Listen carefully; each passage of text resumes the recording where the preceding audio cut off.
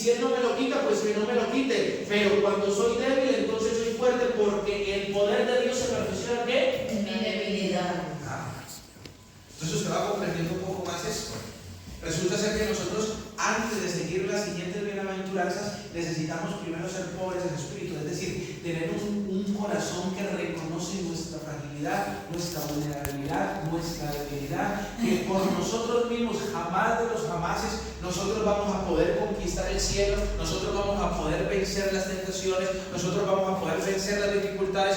No es por nuestra fuerza, no es por nuestra capacidad, no es por nuestro intelecto, no es por nuestra autoridad, no es por nuestro estatus, no es por nuestra economía, no es por nuestro vigor, no es por lo que yo digo tener o lo que yo digo creer o lo que la gente dice que yo soy, es por lo que Dios es. Por eso me humillo, me doblego y someto mi carne. Pablo dice, de esta manera golpeo, pero no como quien golpea al aire, sino que hago, golpeo mi cuerpo y lo pongo en servidumbre. No vaya a ser, dice Pablo, que habiendo yo numerando, es decir, un mensajero, yo mismo venga a quedar descalificado o eliminado. Entonces, qué bienaventurados aquellos que tienen la capacidad de reconocer, de humillarse y decirle al Señor, Señor, qué bienaventurados ha sido conocerte, porque realmente yo no puedo, yo no era capaz y sigo sin serlo, pero tú es el que me has dado la facultad a través del poder de tu Espíritu Santo para poder vencer todo aquello que para mí era imposible.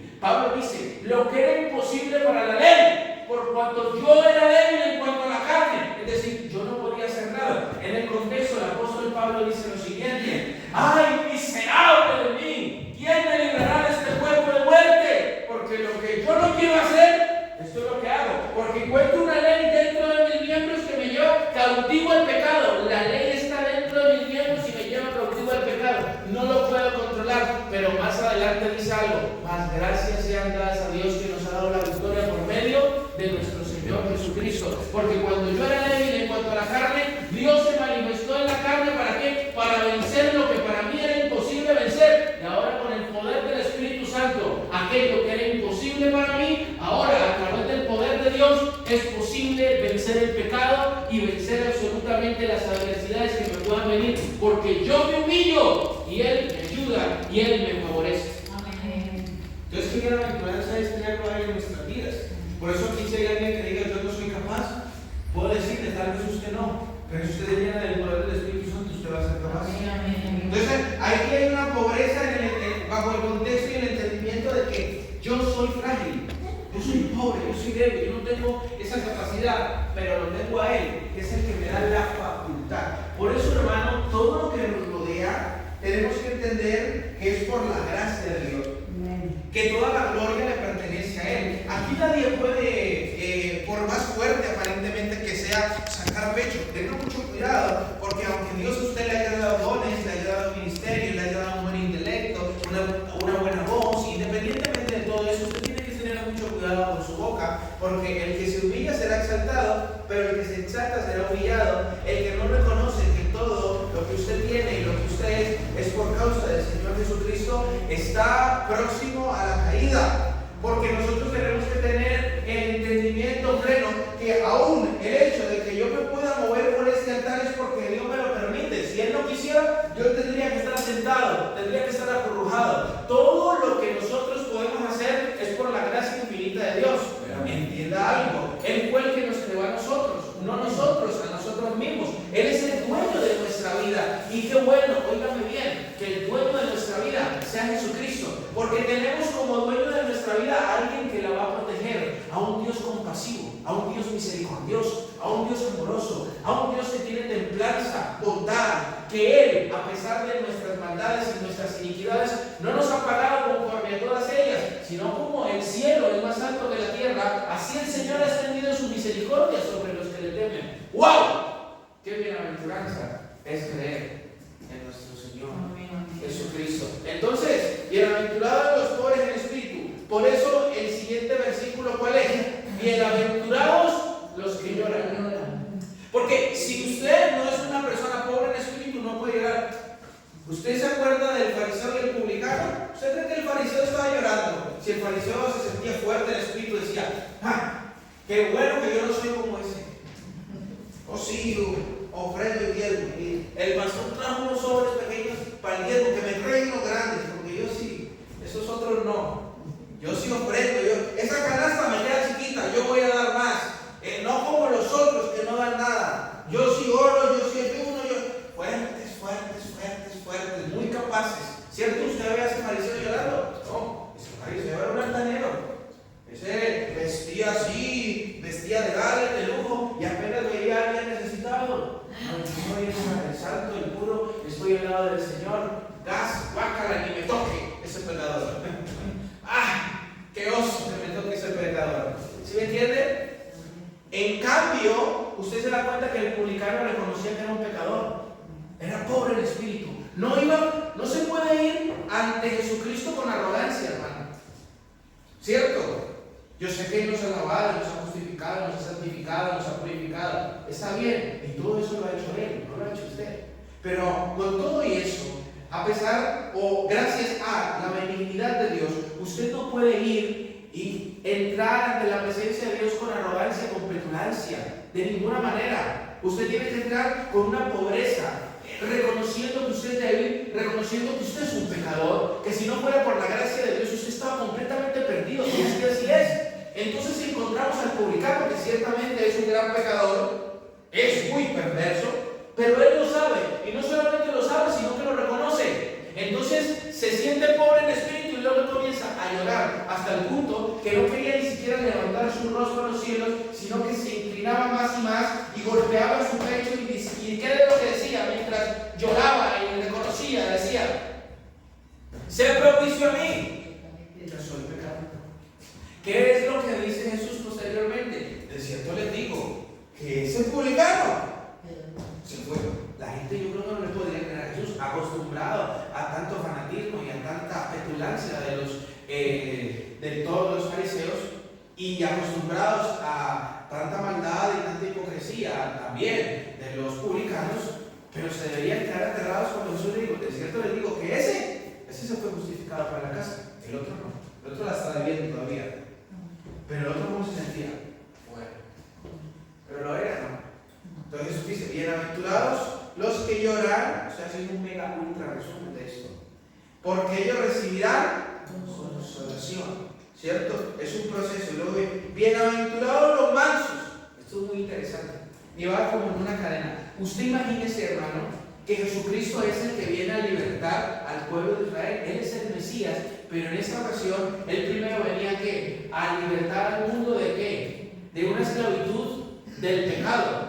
Ellos esperaban que fueran liberados de la esclavitud romana, que los tenían subyugados, estaban bajo la bota romana. ¿Cómo cree usted que ellos esperaban al Mesías? Pues en un caballo, con espada, Esperaban a alguien del estilo de Goliat, que viniera y les dijera: ustedes cómo se atreven a someter al pueblo de Dios, y por eso Pedro, cuando fueron a apresar a Jesús, dijo: ¿cómo? ¿Te prendió esto? Y empezó a hablar, y primero botó una oreja, porque yo creo que Pedro se quedó aterrado con el Señor. Es que Dios es tan bueno, ¿cierto? Que va y le coloca la orejita otra vez, ¿cierto? Y Pedro, yo creo que diría: pero estos son muy extraños. ¿Ah? Eso está muy raro. Y resulta ser que ellos, claro, ellos necesitan ponerse en guardia. Yo creo que ellos estaban pensando: ¿dónde podemos agarrar las armas? ¿Dónde podemos afilar este cuchillo, este trinchete? No lo sé. Pero ellos estarían pensando: ¿dónde lo vamos a armar? La gente ya la tenemos. Tenemos a alguien a quien le siguen multitudes. Si él es el Mesías, se va a prender una guerra. Tengo que prepararme para esto. Tengo que encenderme en furia para ir contra los romanos y libertar al pueblo de Dios. Pero viene Jesús y se para en el monte, o se sienta en el monte, porque él enseñaba sentado. Y dice: bienaventurados los mansos. ¿Cómo así? ¿Se imaginan? Todos allá ya esperando la orden. ¿Y cuándo nos toca encendernos acá? Y Jesús dice: bienaventurados los mansos. Porque ellos ¿qué?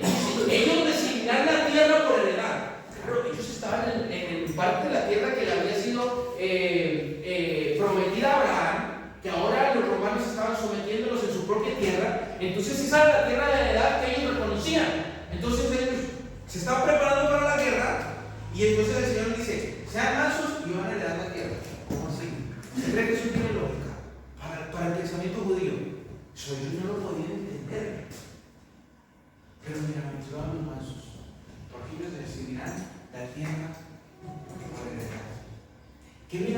bienaventuranza es creer en Jesucristo, porque ha venido a transformar el corazón de aquellos pensamientos inicuos que nosotros teníamos.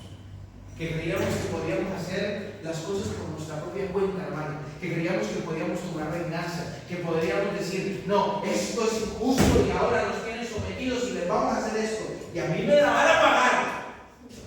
Pero qué bueno que llegó Jesucristo a decirnos que seamos mansos. ¿Cierto? Que estemos tranquilos. Que si vamos a heredar algo, va a ser por nuestra mansedumbre. No va a ser por nuestra violencia. No va a ser por tomarnos la justicia por nuestra mano. Porque dígame usted, hermano, ¿cuántas veces usted no ha querido tomarse la justicia por su mano? Yo varias veces.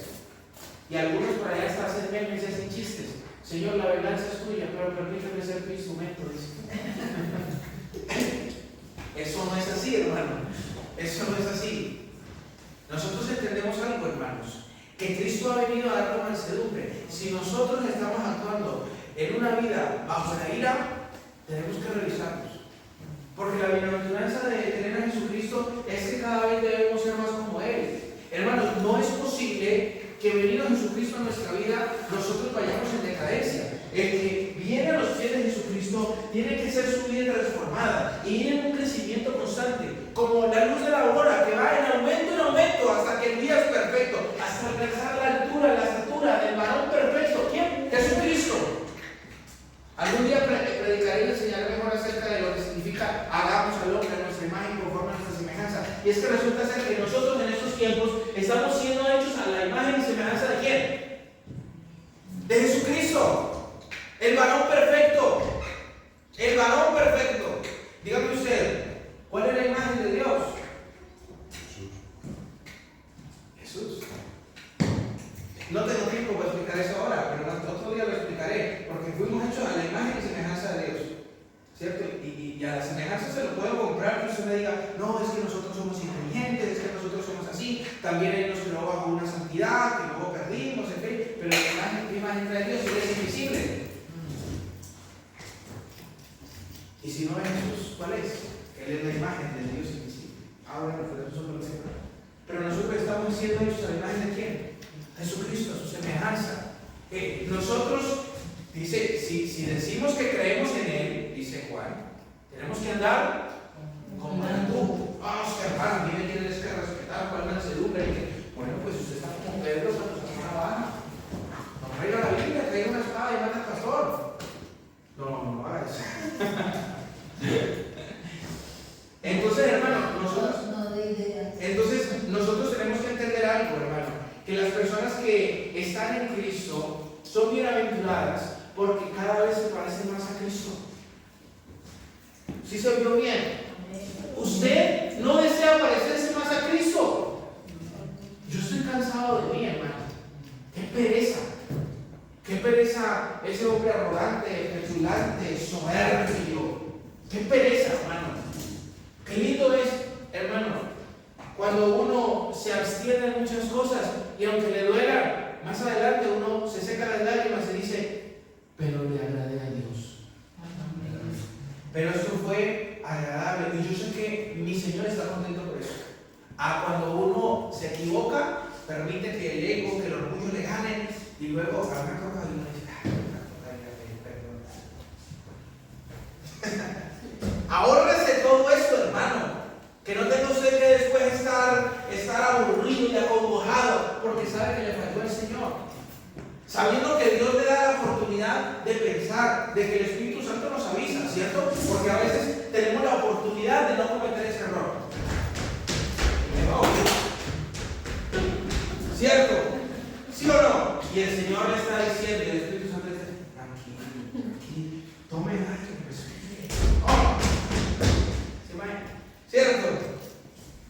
Si el Espíritu Santo le habla, si Cristo le enseña, hermanos, prestemos la atención. Porque la intención de Dios es que cada vez seamos más como Él. En Él no se halló pecado ni engaño en su boca. A Él, cuando lo maldecían, Él bendecía. Y si al padre de familia llamaron Belcebú, Belcebú es un demonio de alto rango, es uno de los principales demonios, muy conocido en la demonología. Está ahí, parcero del diablo. Es un demonio de alta alma. Y a Jesús lo llamaron Belcebú. Y Jesús dice, si al padre de familia llamaron Belcebú, ¿qué es lo que no harán con los de su casa? Y es interesante que nosotros esperemos altos privilegios siendo hijos de Jesucristo. Que esperemos ser tratados con altura por este mundo que fue el que lo crucificó.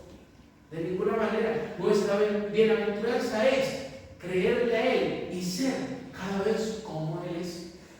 Aprender cada vez más acerca de Él. Y por eso continúa diciendo, bienaventurados los que tienen hambre y sed de justicia, porque ellos serán saciados. Por ahí dice el salmista, como el ciervo brama por las corrientes de las aguas, así clama por ti, oh Dios, el alma mía. Mi alma tiene sed. Sed del Dios mío. ¿Cuándo iré? Uno dice, no, trago el espíritu. Y el salmista dice, ¿cuándo es que hace? Cuando uno tiene ese pastor, ¿y por qué no es el culto el lunes, martes, miércoles, jueves, viernes? Y otro dice, no, pastor tan cansón. ¿Cierto? No, y tan demorado en esos sermones, y no, y esto está aquí, y esto está. El que tiene hambre y sed de justicia no sabe qué hacer. Y termina una prédica y pone otras. Y de ahí pone las alabanzas. Y de ahí ya se puede tocar la guitarra. Y David estaba por allá, mientras unas ovejas eran como caleñas, le decían, y no sabía qué hacer, pero él seguía tocando el arpa y seguía alabando a Dios, y sus hermanos no lo tenían en cuenta, pero él seguía gozándose con Dios, estaba sediento a Dios, y Dios lo llenó, lo ungió en medio de sus hermanos, lo puso a que matara primero a leones y a osos. Y como ya tenía esa capacidad, ahora lo pone a matar un gigante. Un muchacho que hasta había un flaquito hasta sería más grande el callado del pastor que de él. Porque fíjese usted que David se va a enfrentar a Goliat. Él tiene su taleguito donde mete la onda y donde mete las 5 piedras. Y él no tenía una espada. Él tenía el callado. Él tenía el palo del pastor. Por eso es que el Goliat, cuando lo ve con un palo, que ofensa. Imagínense, para un general prácticamente de guerra, un hombre de 3 metros, y que venga un muchacho de 16 años con un palo, con el trípode, ¿se imagina? Allá va. Vengo de parte del Dios que tú has retado a los ejércitos, vengo de parte de los ejércitos del Dios viviente, al cual tú has retado. Y entonces Goliat se enoja más, dice, ¿soy yo un perro para que me vengan a mí con palos? Por eso le dice eso, porque David lo que tenía era un palo, no tenía una espada. Cuando él se puso la armadura de Saúl no le quedó, porque la opción de David era. ¿Sí o no? ¿Usted se acuerda que Saúl le prestó la armadura de él? Eso era una forma de darle el legado, que todavía no le había llegado la hora, pero eso es otro tema. El caso es que no le gusta o no le queda, no está muy grande, él todavía no es un guerrero de estatura. Entonces él dice, no, esto mira me queda, se quita la coraza, se quita todo, se pone su talerita, se mete sus 5 piedras, se va con la onda y se abre con él sabía a quién seguía, hermano. Si usted sabe a quién sigue, usted es bienaventurado. Si una persona dichosa, usted no se da cuenta que usted va por la calle, usted es diferente, que lo llame loco, que usted no es igual al mundo.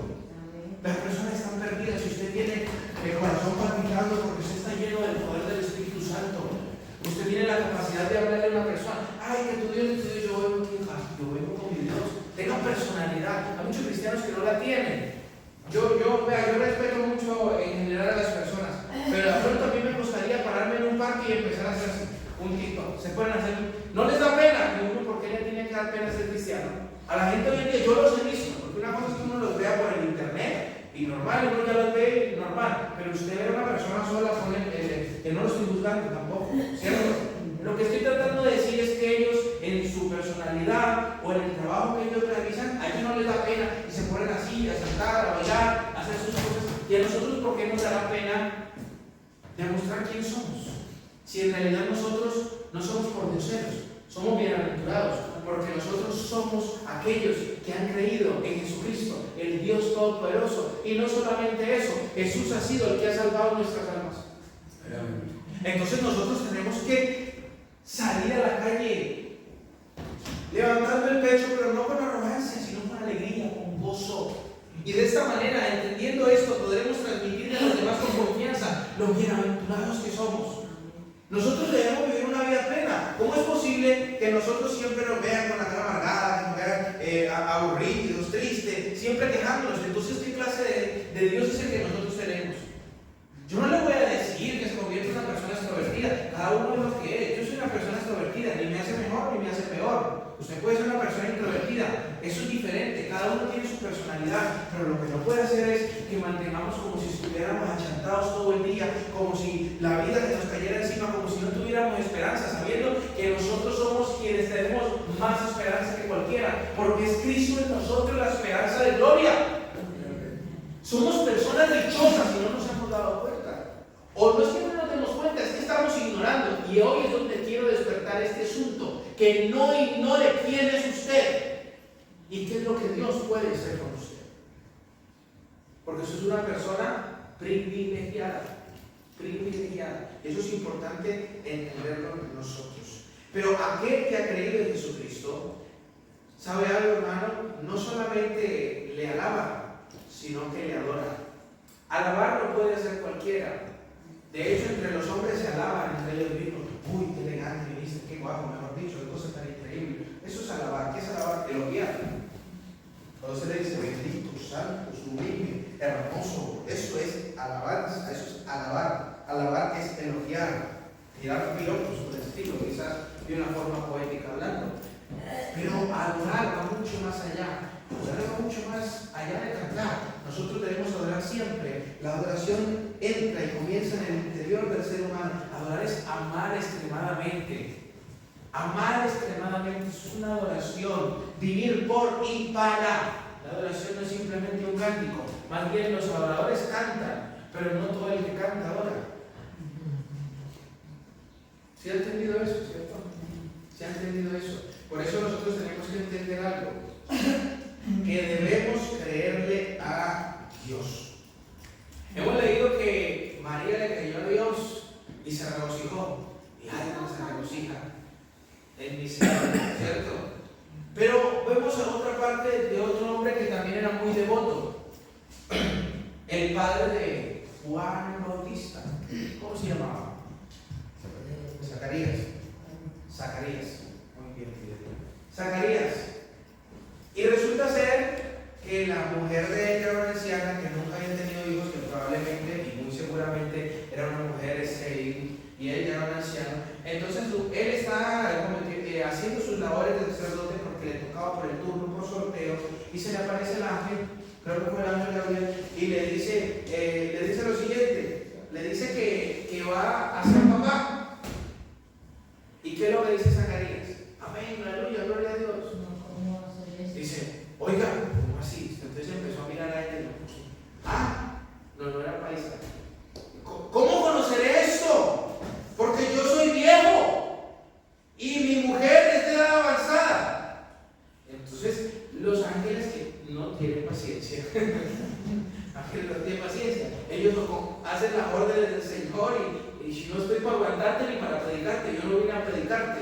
Entonces le dice de un ángel, yo soy Gabriel, que estoy delante de Dios y he sido enviado a hablarte y a darte la buena nueva. Ahora vas a quedar mudo y no vas a poder hablar hasta el día que esto se haga, por cuanto no creíste mis palabras, las cuales se cumplirán a su tiempo. Hermano, nosotros somos bienaventurados, pero si le creemos a Él. ¿Qué bienaventuranza puede tener usted si no le cree al que todo lo puede? ¿Cierto? No, es que realmente, y uno se llena de tantas cosas, de tantas excusas, de tantos matices, y yo he tenido que lidiar con eso. No, pastor, pero usted supiera, si usted viera, y yo digo, sí, yo sé, yo veo. No, pues eso lo estoy pensando yo. Y yo sé que usted no quiere. Yo sé que usted no está buscando de Cristo, pero si usted me está poniendo excusas ante el Dios que yo conozco, que el Dios que yo conozco resucita muertos, sana al herido, levanta al paralítico, sana al enfermo, abre los mares, hace que descienda maná del cielo, sigue siendo el mismo de ayer, de hoy, por los siglos, perdona pecados, Él es el único que limpia, que transforma. transforma al que era un sicario, lo convierte hasta en un pastor. Él hace de todo y usted me estaba viendo a mí con cosas chiquiticas. Pero entiendan qué, entiendan que nosotros no nos hemos entregado a Él. Que si nosotros nos entregáramos a Él, hermano, era un corazón contrito y humillado, no lo desprecie. Pero la bienaventuranza de estar en Él es creerle a Él. Porque sin fe es imposible agradar a Dios. El que le busca tiene que creer que le hay. Y que es galardonador, hermano, de los que le buscan. Por eso María dice lo siguiente, le cree a Dios y dice, engrandece mi alma al Señor. ¿Cierto? Y mi espíritu se regocija en Dios mi Salvador. Fíjese nosotros, la Biblia dice lo siguiente, que si confesamos con nuestra boca que Jesús es el Señor y creemos ¿de qué? De todo corazón. Aquí una enseñanza muy larga, porque algunas personas, algunas denominaciones, perdón por ser tan franco, son tan ignorantes que van de una persona y le dicen, confiese que Jesús es el Señor. Que la Biblia dice que si confiesares con tu boca que Jesús es el Señor, serás salvo. Confiese. Y la persona le dice, ¿quién es Jesús? Jesús es el Señor. De corazón nadie, óigame bien, de corazón nadie puede confesar que Jesús es el Señor sino por el Espíritu Santo. Porque cuando usted reconoce que Jesús es el Señor, usted está rendido a Jesús. Usted está diciendo, Jesús es mi Señor, es quien me domina. Como dijo Pablo, ya no vivo yo, mas Cristo vive en mí. Es decir, que si Jesús dice verde, aunque mi corazón sienta rojo, es verde y yo voy por el verde. La gente no ha entendido eso. Por eso la Biblia dice que si confesares con tu boca que Jesús es el Señor y creyeres que con todo tu corazón que Dios le levantó entre los muertos, hay que conocer doctrina entonces. Serás salvo. ¿Por qué? Porque con el corazón se cree para salvación, pero con la boca se confiesa para justicia. Por eso empieza una cadena y una desembocadura de enseñanzas en las que Pablo ya empieza a hacer preguntas, es decir, pero ¿cómo creerán? Si no hay qué, si no hay quien les predique. Eso es lo que Pablo empieza a decir. ¿Cómo irán? Empieza a decir, si no hay quien les predique. ¿Y cómo predicarán si no fueren enviados? Como está escrito, cuán hermosos son los pies de los que anuncian la paz. Y luego dice que la fe viene por el oír y el oír la palabra de Dios. Entonces primero todo comienza con oír la palabra de Dios, por ser educados por la palabra de Dios, de ser inyectada la fe por medio de la palabra de Dios, ser revelado que Jesús es el Señor, y una vez que lo crees con todo tu corazón, ahí puedes, pero eso lo hace una persona salva. Si ve toda la trayectoria que tiene eso, y ahí es cuando tú te das cuenta, después de todo ese proceso, que eres una persona realmente bienaventurada, porque Dios te vio cuando nadie te veía, porque Dios te habló cuando para el mundo tal vez eras invisible, que fuiste importante para Dios cuando para los demás eras desecho, despojo, porque algo vil tuvo que ver Dios en ti para transformarlo, porque Él viene a hacer de desechos, viene a hacer obras de arte. ¿A través de qué? Del poder del Espíritu Santo. Él se encarga como buen alfarero de moldear la vasija. Y si tú te dejas moldear por Él, puede ser un instrumento, una vasija honrosa en las manos de Dios. Y de ser algo vil, puedes convertirte en algo hermoso y dichoso solamente en las manos de Dios. Algunos dicen creer en Dios, pero los demonios dicen, la Biblia, que también creen y tiemblan. ¿Tú crees que Dios es uno? Bien hace, los demonios también creen y tiemblan. La verdadera fe va inyectada por la acción. La fe sin obras está muerta. Si yo creo, actúo en base a lo que digo creer. Por eso, más allá de decir yo creo en Dios, yo les tengo que hacer una pregunta a ustedes, la misma pregunta que hizo el profeta Isaías, para entender qué bienaventurados somos o qué era lo que iba a ocurrir con esta humanidad. El profeta Isaías primero hace una pregunta, no le pregunta al pueblo de Israel si cree en Dios. Yo a usted no le voy a preguntar si cree en Dios, aquí todo el mundo va a decir que sí. Y usted sale por aquí, de pronto no tanto, no sé en España, pero usted sale a Latinoamérica y la mayoría de gente, independientemente de cómo viva, de cómo actúe, puede estar con una botella de ron en la mano y decir, Diosito es muy lindo. ¿Cierto? Cierto, Dios es bueno, sí. Yo siempre, antes de salir, y a mí siempre antes de salir, Diosito es ¿cierto? Una cosa es decir yo creo en Dios, Pero yo les quiero hacer una pregunta a ustedes, que aquí entra el énfasis, entra el núcleo de ese sermón. ¿Quién ha creído en Jesús anuncio? En otras palabras, ¿quién ha creído el Evangelio? Eso es otra vuelta. Porque aquí el asunto es, ¿quién cree el Evangelio? El Evangelio transforma. Ahora Fidel dijo un versículo, ¿no? Porque no me avergüenzo del Evangelio, porque es el poder de Dios para salvación. No, yo creo en Dios. ¿No? ¿Crees en este anuncio? Cuando Pablo está hablando con Agripa, hablábamos el domingo pasado de Agripa, ¿no? Pablo hablaba con Agripa. Agripa II. Agripa II. Y Pablo le dice a Agripa, al rey Agripa le dice, oh rey, ¿crees en los profetas? Oh, yo sé que tú crees en los profetas. Y cuando le empieza a hablar de esa manera, Agripa dice, por poco me persuades a ser discípulo. Y dice Pablo cuando llega a las cadenas, oh, cuánto quiera no solo tú, sino todos los que se encuentran aquí que fueran como yo, a excepción de estas cadenas. ¿Cierto? ¿Por qué estaba Agripa a punto de creer? Porque se le estaba predicando el Evangelio. Y estaba siendo inyectado un poder ante un rey que venía de una generación degenerada. ¿Cierto? Pero que algo estaba entrando, tristemente no creyó del todo, porque no actuó. ¿Cierto? Y se perdió. Pero estuvo esto, Agripa estuvo a esto de acabar con todo el virus generacional. Yo no sé si hoy usted puede creerle a Jesús y acabar con todo eso, porque a veces venimos con unas actitudes generacionales. Y déjeme decirle que no terminan muchas veces hasta que Jesús entre el corazón de alguien. Hay familias que toda su generación han sido familias narcotraficantes, sicarios, han sido de toda índole, vergonzosos, prostitutas, han sido toda clase de aberración hasta que llega Jesucristo. Rara, era una prostituta, pero se le dio la gran oportunidad. Una mujer excesivamente bienaventurada. Con todo eso, ¿usted qué piensa que pensaban de Rahab el pueblo? Es una prostituta. ¿Cómo la miraban a Rahab? Pero resulta ser que se encontró con dos extranjeros y ella aprovechó la oportunidad. ¿Sabe por qué? Porque ella había oído, ese es el tema, oír, hermano. Aquí inicia todo. Si usted quiere ser bienaventurado, tiene que oír la palabra de Dios. Porque ella había oído, y ella misma dice, hemos oído de lo que su Dios ha hecho con los otros pueblos. Hemos entendido que el Dios de ustedes es el Dios arriba. Ella dice eso, que el Dios arriba en los cielos, abajo en la tierra también. Y os tememos. Todo el pueblo le está temiendo a causa de su Dios. Y ella les ruega, no se olviden de mí. ¿Cierto? ¿Y ponen qué? ¿Qué ponen ellos para acordarse? Así. ¿De qué color? Cinta roja. Eso tiene una representación muy interesante. Y usted sabe que Rahab, después la genealogía, ¿este es gente de quién? De Jesucristo. David, que por ende También de la genealogía. ¿se casa con quién? ¿Con quién se casa Rahab? Con Salmón. ¿De la tribu de qué? De la tribu de Judá.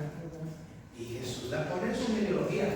Usted sabe que normalmente las mujeres las excluyen de la genealogía, ¿cierto? Pero a Jesús le interesa poner a Rahab. ¿A quién más pone? Pone como a 3 o 4 mujeres, pero que no tienen una buena reputación, porque una es prostituta, la otra es Betsabé, que engañó a su esposo acostándose con David, la otra es María es buena. Pero sí está bien, está bien. No, las demás también. No, María no es la que iban a apedrear. No, eso es otro tema, no siempre. Eso. ¿Qué pasa con ella? ¿Qué pasa con ella? Que ella no es judía. ¿De dónde era ella? Moabita. Imagínense, o sea, eso está lleno ahí hay una prostituta, hay una extranjera, hay una adúltera. Eso es lo que hay en la genealogía de Jesús. Es increíble. Eso es increíble, hermano. Cuando el Espíritu Santo estaba inspirando a Mateo, yo me imagino a Mateo, de verdad. Es broma, pero wow, hermano, ¿se imagina a los judíos estos tan arrogantes y petulantes leyendo eso?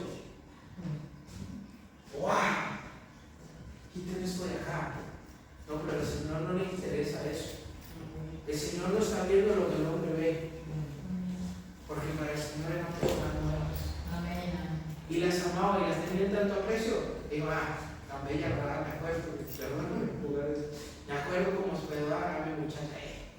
Escriban el nombre de ella, ¿cierto? Mientras para los demás, ¿qué? Era una cualquiera. Pero para Dios no era una cualquiera. Y Dios hizo de una mujer prostituta una mujer bienaventurada, dichosa, porque ella y los que estaban en su casa, su familia, se salvaron. Y todos los demás. Y las murallas, la casa de ella, que así no, hace tiempito que no leo esa parte, quedaba en la muralla, ¿no? La casa de ella quedaba y la casa de ella no cayó. Se cae la muralla y la casa de ella, eso es tremendo, hermanos, la casa de ella no se cae, porque para poder bajar los digo yo, estoy tratando de recordar, para poder bajar los espías por allí, para soltarlos, tenían que estar en la muralla, y la muralla se cae, pero la casa de ella no. ¿Sí ven, hermano? Es que cuando uno le cree a Dios, hermano, y le obedece a Dios, eso puede venir lo que sea, hermano, y Dios lo mantiene firme a uno. Lo mantiene firme a uno. Y ahí es donde tenemos que entender algo, hermano, que las buenas nuevas, las buenas noticias tenemos que aprovecharlas. Adán y Eva lo perdieron todo por causa del pecado. La muerte entró en el mundo, se hicieron esclavos del maligno y de sus propias pasiones y recibieron una herencia pecaminosa, que todos nosotros fuimos constituidos pecadores y destituidos de la misma gloria de Dios. El hombre se ganó, al diablo ya lo tenía de enemigo, o el diablo quiso tener al hombre de enemigo. El pecado se convirtió en nuestro enemigo insuperable, y la muerte también se apoderó de todos los hombres, por cuanto todos pecaron, quedaron destituidos de la misma gloria de Dios. El diablo nos tenía esclavos, y aún algunos siguen siendo esclavos, porque ¿qué contiene la Escritura? Dice, ¿no sabéis que si os sometéis a alguien como esclavos para obedecerle, sois esclavos de aquel a quien obedecéis? ¿Usted sabía eso?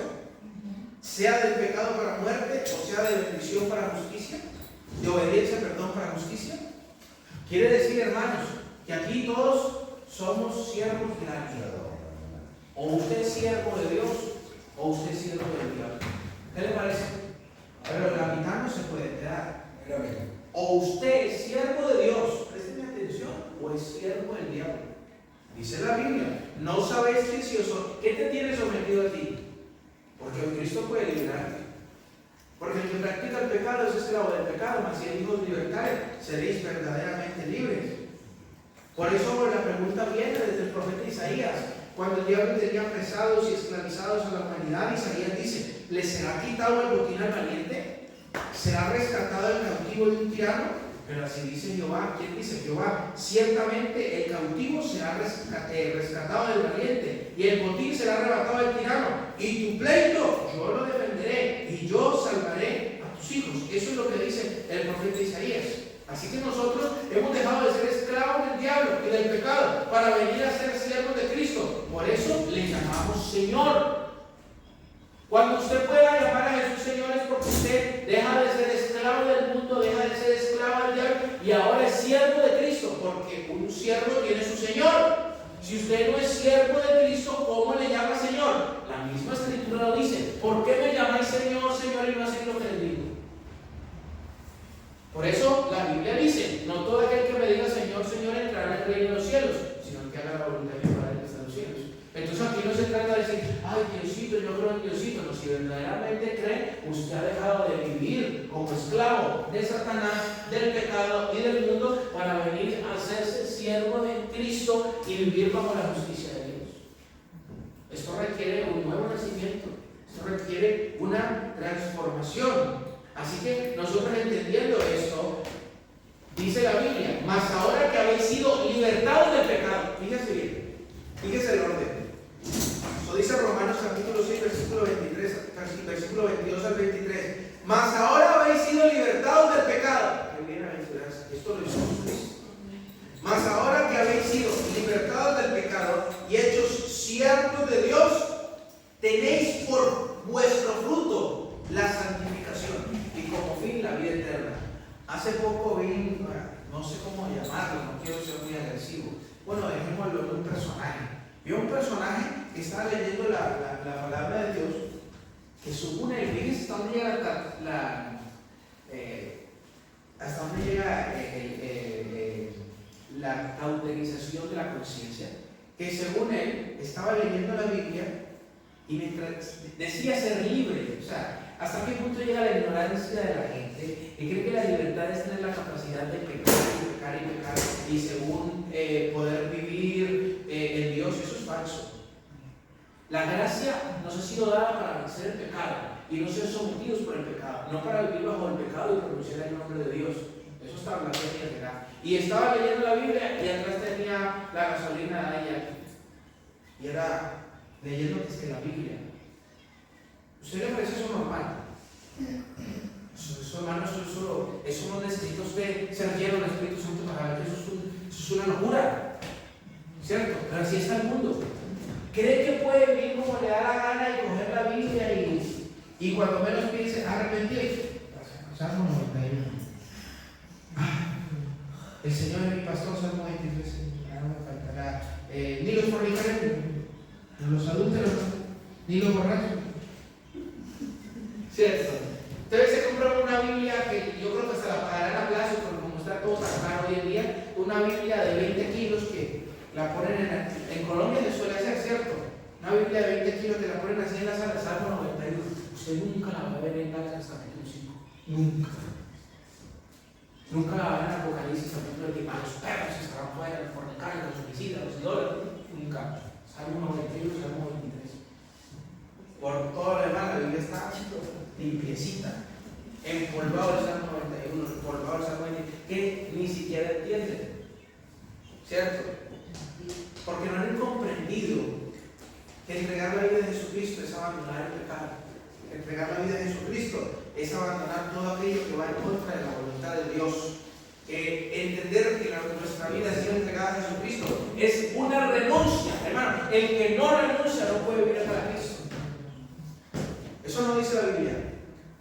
El que no se niega a sí mismo. Y de hecho dice, y no niega padre, madre, hijos, hermanos, por causa de mí. No puede ser cristiano. El que no toma la cruz y me sigue, no puede ser cristiano. Eso dice la Biblia. No he venido a poner paz sino espada. ¿Cuál es la espada? La palabra de Dios. Por eso es que encuentro muchas personas que dicen, no, desde que me convertí al Evangelio, ya mi esposo, mi mujer no quiere estar conmigo, por eso no vuelvo a la iglesia. No, elige usted. ¿Qué es lo que tiene que tomar primero? ¿Quién va primero? ¿Quién está por encima de todo? Y cuando usted pone a Dios en el primer lugar, hermano, es una persona bienaventurada. Y déjame decirle que Dios no es segundo plato de nadie. Él es el alfa, la omega, el principio y el fin, el primero y el último, el que es, el que era y el que ha de venir, es el Dios Todopoderoso. Él nunca dejará de existir, aunque nosotros dejemos de existir. Qué lindo como predicaba Pablo, ya no estás en la presencia del Señor, igualmente Pedro, igualmente Jacobo, ellos no están, pero Cristo vive, reina por los siglos de los siglos. No puedo ir corriendo a Pablo para que me explique sus cartas, pero tengo a Cristo por el poder del Espíritu Santo que me educa, me enseña y me instruye y me permite predicarlas. Cristo vive, Cristo vive, Cristo vive, Cristo vive. Y esta es la bienaventuranza nuestra, que Cristo ha venido a transformar nuestras vidas, a libertarnos del pecado y para tener como fruto ¿qué? La santificación. Dice la Biblia eso. Hermano, si usted no ha sido libertado del pecado, no ha sido hecho siervo de Dios y no tiene como fruto la santificación, no tiene la vida eterna. Voy a leer, que yo soy el que estoy inventando eso. Mas ahora, dice Pablo, habéis sido libertados del pecado. Y por ende, eso es una cadena. Habéis sido libertados del pecado y hechos ¿qué? Siervos de Dios. ¿Usted sabe cómo eran los siervos en aquella época? Era lo que decía el amo. De hecho, incluso el amo tenía que comer primero, ¿sí? Cuando el amo tenía una banda, eso es muy interesante. Usted vio que Jesucristo cuando resucitó, dejó doblado, hizo la cama.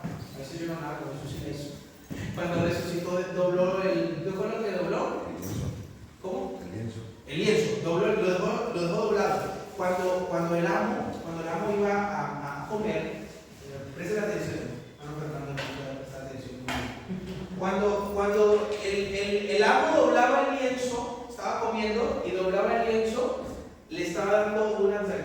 decía al siervo, le está diciendo, no te sientes a comer, porque yo vuelvo, no he terminado, yo vuelvo.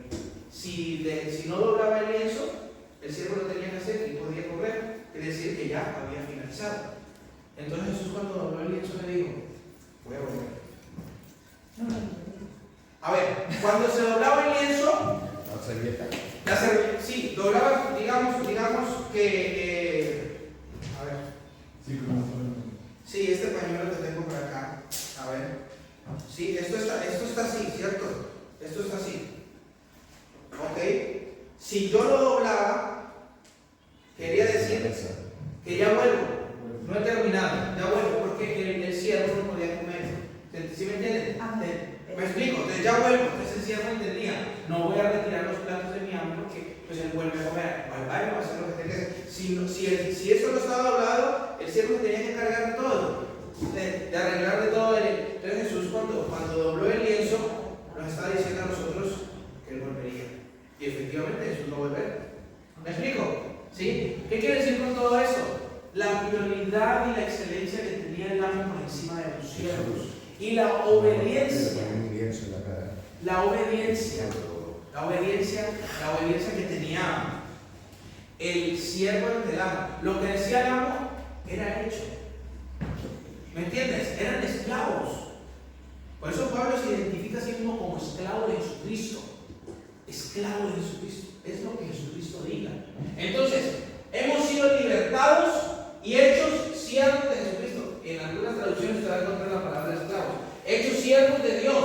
Ok, una vez hechos siervos de Dios y viviendo bajo su obediencia, tenéis por vuestro fruto ¿qué? Si una persona no vive en santidad, ¿cómo me dice a mí que es salva?